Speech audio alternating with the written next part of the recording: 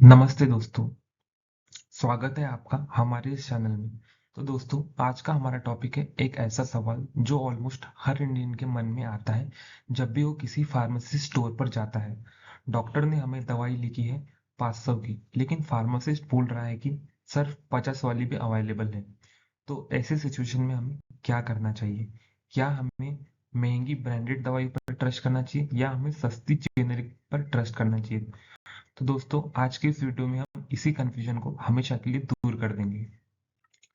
तो दोस्तों, मार्केट में मोस्टली तीन तरीके की दवाइयाँ अवेलेबल होती है। पहली होती है इनोवेटेड ड्रग्स, दूसरी होती है ब्रांडेड जेनेरिक्स और तीसरी होती है दोस्तों अनब्रांडेड जेनेरिक्स। तो आज के इस वीडियो में हम डिटेल में समझेंगे ये क्या होती है और हमें क्या प्रिफर करनी चाहिए।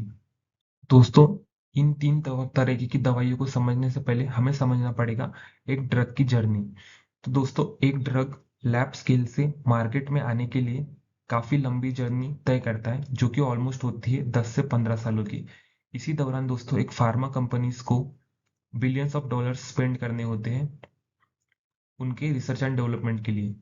दोस्तों, पहली स्टेज होती है हमारी ड्रग डिस्कवरी स्टेज। इस स्टेज में दोस्तों साइंटिस्ट एंड रिसर्चर्स के पास हजारों कंपाउंड होते हैं, जिनमें से उन्हें कुछ प्रॉमिसिंग कंपाउंड आइडेंटिफाई करने होते हैं। और दोस्तों, जैसे ही ड्रग डिस्कवर हो जाता है, उसके बाद दोस्तों वो जाता है प्री क्लिनिकल टेस्टिंग में। प्री क्लिनिकल टेस्टिंग में दोस्तों ड्रग की एक्टिविटी चेक की जाती है एनिमल्स पर। जैसे ही एक drug pre clinical testing successfully pass कर जाता है, ड्रग की एंट्री होती है क्लिनिकल ट्रायल्स में। क्लिनिकल ट्रायल का मतलब होता है दोस्तों ये टेस्टिंग की जाती है ह्यूमंस के ऊपर। दोस्तों, क्लिनिकल ट्रायल्स के अलग अलग फेजेस होते हैं, और जैसे जैसे क्लिनिकल ट्रायल के फेजेस बढ़ते जाते हैं, उसमें जो नंबर ऑफ ह्यूमन पार्टिसिपेंट्स हैं वो भी बढ़ते जाता है। और एक बार अगर किसी ड्रग ने फेज 3 क्लिनिकल ट्रायल को पास कर लिया, तो उस ड्रग को एफडीए द्वारा अप्रूवल मिल जाता है कि यह वो ड्रग मार्केट में लॉन्च हो सकता है। तो दोस्तों, ये थी कंप्लीट हमारी ड्रग की जर्नी। दोस्तों, अब हमें समझना है एक इंपॉर्टेंट टर्म, पेटेंट्स। तो दोस्तों, जैसे ही एक नया ड्रग डिस्कवर होता है, फार्मा कंपनीज उस ड्रग को पेटेंट कर लेती है। और ये दोस्तों एक पेटेंट का ड्यूरेशन होता है 20 सालों के लिए। इसका मतलब ये है कि अगले 20 सालों के लिए सिर्फ वही फार्मा कंपनी उस ड्रग को मार्केट कर सकती है। लेकिन दोस्तों, इसमें एक ट्विस्ट होता है। उन 20 सालों में से 10 से 15 साल जो है वो चले जाते हैं एक ड्रग की रिसर्च एंड डेवलपमेंट के दौरान। इसी दौरान दोस्तों फार्मा कंपनीज को बिलियंस ऑफ डॉलर्स का खर्चा आता है रिसर्च एंड डेवलपमेंट के लिए। इसलिए दोस्तों एक ड्रग मॉलिक्यूल के पास सिर्फ 5 से 10 साल का ही समय होता है अपनी रिसर्च एंड डेवलपमेंट कॉस्ट को रिकवर करने का। इसलिए दोस्तों जो इनोवेटिव ड्रग होते हैं वो काफी महंगे होते हैं, क्योंकि उन्हें अपनी research and development cost recover करनी होती है। और दोस्तों एक बार जैसे ही 20 ईयर्स की ड्यूरेशन खत्म होता है, मतलब कि पेटेंट एक्सपायर होता है, वैसे ही मार्केट में आती है ब्रांडेड जेनेरिक्स। तो दोस्तों ब्रांडेड जेनेरिक्स में सेम मॉलिक्यूल होता है जो कि यूज होता है इनोवेटर के साथ। लेकिन दोस्तों फर्क इतना है कि ब्रांडेड जेनेरिक्स को एक नई कंपनी लॉन्च करती है अपने ब्रांड नेम के साथ, और दोस्तों इनका प्राइस इनोवेटर से कम होता है। और दोस्तों उसके और कुछ सालों बाद मार्केट में आती है अनब्रांडेड जेनेरिक्स। तो दोस्तों अब हम समझते हैं इनोवेटेड ड्रग्स। दोस्तों इनोवेटेड ड्रग वही ड्रग होते हैं जो कि ओरिजिनल ड्रग होते हैं, जो कि एक फार्मा कंपनी डेवलप करती है। ये ड्रग दोस्तों first time in the market launch होते हैं। तो दोस्तों इनका प्राइस काफी हाई होता है, क्योंकि इन ड्रग्स को अपनी research and development cost recover करनी होती है। और innovator drug mostly under patents होते हैं। इसका एग्जांपल है ओजेम्पिक, जिसका पिछले कुछ समय से काफी बज है। नेक्स्ट होती है दोस्तों ब्रांडेड जेनेरिक्स। दोस्तों ब्रांडेड जेनेरिक्स में सेम वही केमिकल मॉलिक्यूल यूज किया जाता है जो कि इनोवेटर में था, लेकिन दोस्तों इसका प्राइस इनोवेटर से काफी कम होता है। कभी कभी ऑलमोस्ट 80 to 90% कम देखा जाता है। दोस्तों इसका एग्जाम्पल है क्रोसिन 650। दोस्तों क्रोसिन 650 एक जेनेरिक वर्जन तो है, लेकिन उसे हम मार्केट करते हैं एक ब्रांड नेम के साथ।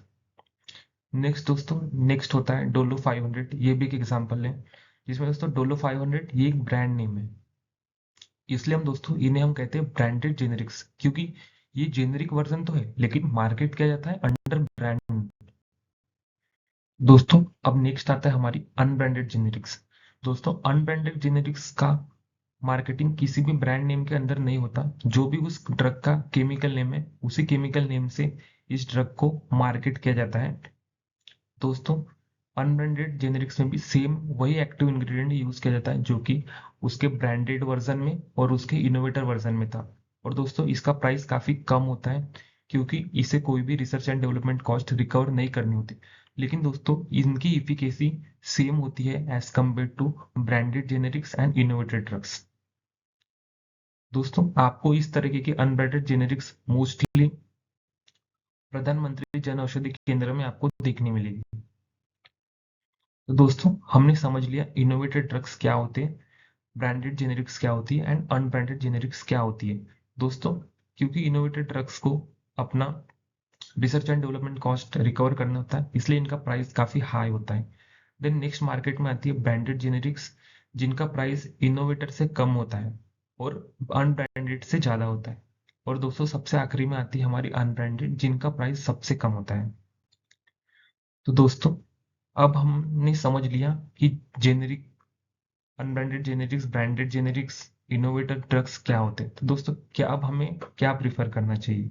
तो दोस्तों इसके लिए मैंने मल्टीपल रिसर्च आर्टिकल पढ़े जिसमें सब में यही लिखा गया कि जो भी जेनेरिक वर्जन होता है वो ऑलमोस्ट सेम इफेक्टिव होता है as compared to branded drugs.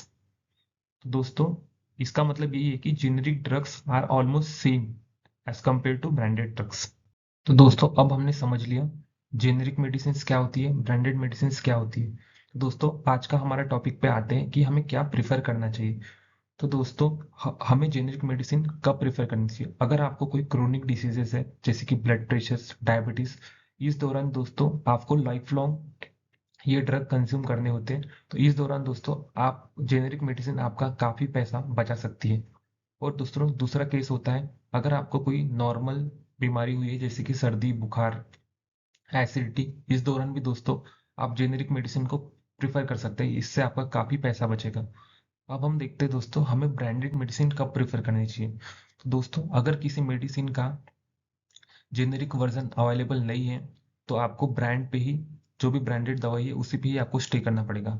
Second case होता है दोस्तों नैरो थेरापेटिक इंडेक्स ड्रग का। दोस्तों नैरो थेरापेटिक इंडेक्स वो ड्रग होते हैं जिनका थोड़ा सा भी बॉडी में अगर कॉन्सेंट्रेशन इधर उधर हो गया तो वो लाइफ थ्रेटनिंग कंडीशन क्रिएट कर सकता है।